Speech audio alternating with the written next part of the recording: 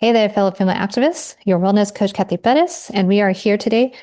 We are talking about the recommendations for December, and it's about divesting from patriarchy. All right. So, hi everyone, Cathy Pettis here. And if you're new, we always start our videos here, our wellness playlist or recommendation playlist as well, with what we call positive quotient repetitions. Positive quotient repetitions. And it is a way to help us invigorate our mental fitness, okay, to get our brains back in coordination with our bodies, okay? We want to get into our bodies. So, with that said, let's go ahead, roll those shoulders back. And this one's going to be fun. Um, this one's used to be one of my least favorite, but it's actually really cool. So, as long as you feel safe, you don't have to close your eyes, but if you want to, feel free to. But this is going to be fun. What I want you to do is I basically want you to tense up all of your body from your face, tense it up, tense up your ears if you can, tense up your face, your chin, your jaw. Get your body into basically like a really tight ball. Again, only if you're safe. Don't try this if you're driving. But just get into this tight ball, tighten everything, tighten up your torso, tighten up your bottom half of you, tighten up your arms, your all your limbs, tighten up, tighten up, tighten up. Feel it, feel how that feels, like really how you're starting to really tense up and then let it go. Just let it go.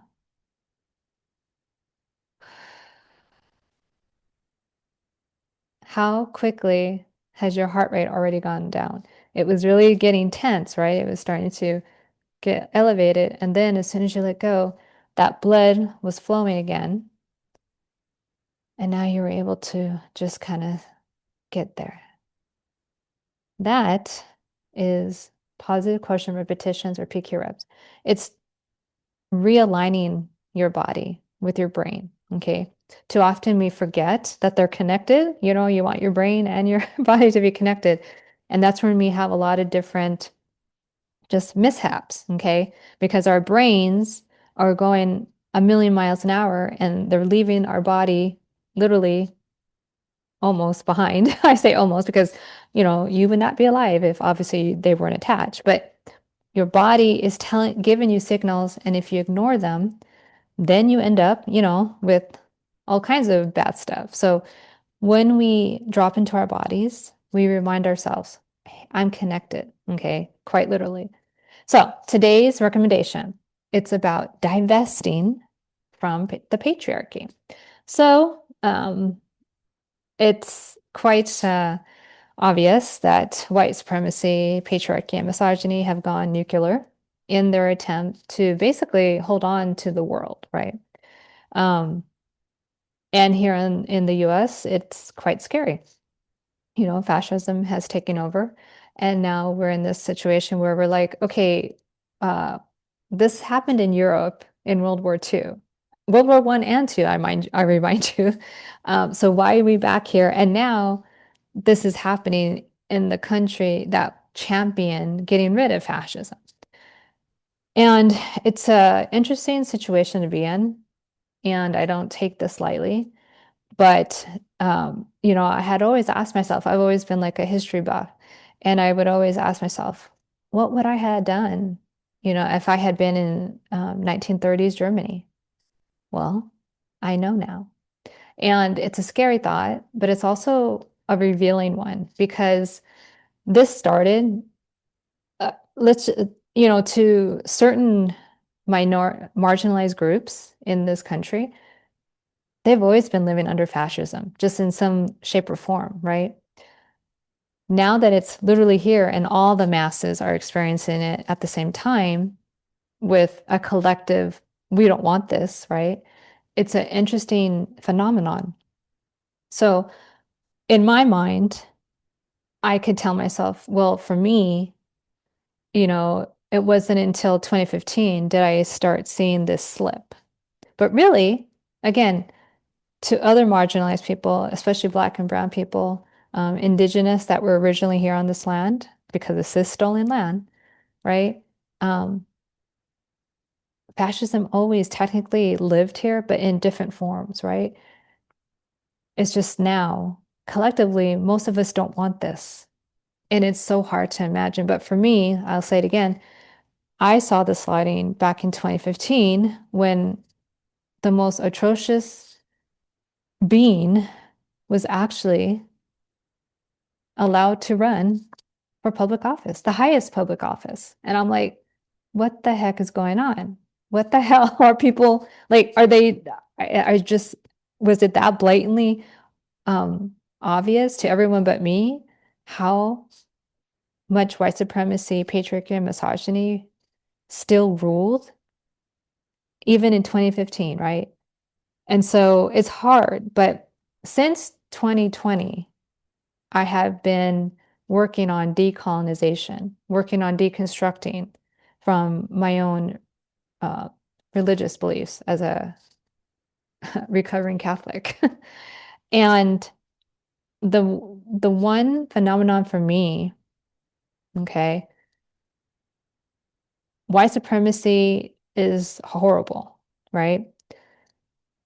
But embedded in white supremacy is patriarchy.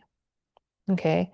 So I think patriarchy um, even precedes white supremacy. Now, it's kind of hard to say, right? Because what came first, the chicken or the egg, right? I'm not, educated enough, let's say, in those two different arenas to decide which one's which, because you can look back all the way to like ancient Roman times. That was a patriarchal society.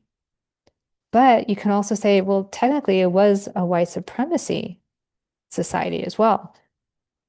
But I'm not going to get into the minutia of that, but I am going to focus today on just the recommendation that you divest from patriarchy.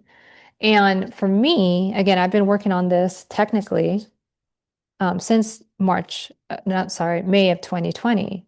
Again, after the modern day lynching and live lynching at that of Mr. George Floyd, I realized, oh my gosh, what is going on? Like, what don't I know that this has been allowed to happen, right? And so I started my own deconstruction and decolonization. And patriarchy, again, is what really has catapulted me into an activist role. So I will list different YouTube channels that I really invest in because they really hone in on patriarchy itself and like how it's just everywhere. Okay. I really like the YouTube channel Breaking Down Patriarchy. It's awesome. And again, I'll list some other ones. But when you divest from patriarchy, it's about it's an everyday occurrence. So, I don't try to go all at it at once. What I started really to really concentrate on the most is my speech. And that's because embedded in our actual vernacular, our way of speaking, our way of communicating verbally, written everywhere, right? However you communicate, it's based on patriarchy. If you were to read the Constitution, which obviously some people just want to shred up, but if you read the Constitution, there is no mention of other genders other than one. But it's implied, right, that it means all humans. No, no, no, no. You cannot have equality if there is more than one gender actually alive, but only one is mentioned. That's by design. So if you take away nothing from this recommendation, when you divest from patriarchy, find a way that you can daily take action. And again, this isn't about beating yourself up if you forget one day, oh, I'm going to work on my vocabulary, or I'm going to, send a letter editorial. No, this is about taking baby steps. Again, I've been at this since 2020 and I'm not slowing down anytime soon. But when you take the time to even just stop and think about what you've just said, what words have you used, you'd be very surprised how embedded patriarchy is, even in your own. Even if, you don't approve of patriarchy, you don't even realize how embedded it is, okay, in our civilization, okay, how we see the world. So, for instance, from now on, probably, back when I found breaking down patriarchy last year, it's become very, very uh, important to me. When I speak, I always use the feminine first, meaning, when you're talking about, let's say, a couple who's married, I don't say Mr. and Mrs. anymore. I say their full name if I know it, right? Um, Out of respect, you usually say the Mrs. and the Mr., but again, that's patriarchal, okay? But I will put at least the female name first and then the male. I will speak using they and then pronouns. Now, again, I'm all for, whatever gender you feel you are, go for it. I'm not as up and probably as much as I should on how I'm supposed to always ask for pronouns, but I'm very sure that when I'm like in a Zoom chat, I always put the she, her. Um, you know, uh, do I forget to say that out loud when I'm talking to general people? Yes. But on average, I'm pretty good about, okay, I got to remember to say she, her, right? But it's little steps like that. When I um, am in a public arena, I am very, very slow and methodical when I am speaking because I want people to catch it. I want them to think for that second, that millisecond, because we're so ingrained in that language that when we stop and hear it differently, if you give it that pause, people wonder, what did she just say? Right? So I try to come at this I'm not trying to torture myself. I'm not trying to make my life harder. Every time I take the moment and put something out there that is against patriarchy, that's a win. So think of it that way. When you, again, start on this journey of divesting from patriarchy, it's going to come at you in different ways. And the fun part, though, is realizing, wow, I never knew this was based on patriarchy. Like I've learned so much um, just in about history, simply because of learning how to deconstruct from patriarchy. So look at it as a learning experience and one which you will continue on probably for the rest of your life. I know I will.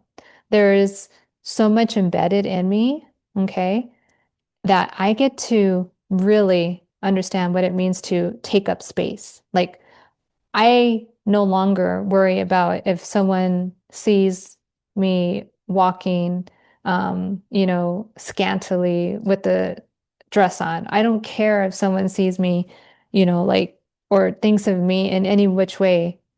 What I see in myself, that's what matters. How I see myself, that's what matters. Um, there's going to come a time when I, well, there is a time right now where a lot of the world's females are decentering males, and that's a good thing.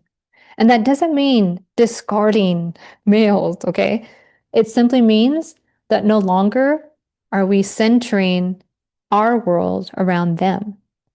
And it puts me in a position of such freedom. So think about that. Divesting from patriarchy is going to look different for everyone, but something as simple as, again, asking yourself, when I'm in a collective environment of other people, how can I bring to the table more neutrality? And that can be as simple as saying, I believe, right, that so and so, and put a female first versus the male counterpart. That's fighting patriarchy. And I just leave you with this.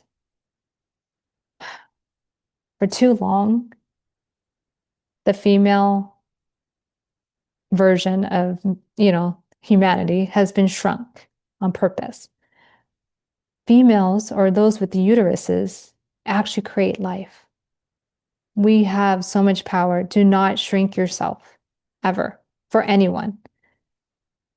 When and if you decide to share your life with someone, regardless of what gender they are, they should not want you to shrink for them.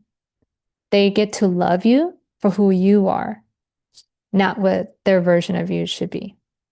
Okay. So with that, that was my recommendation, Divest and Patriarchy, and you'll feel a lot better. And we'll see you very soon. Until next time, take care, take charge, God bless.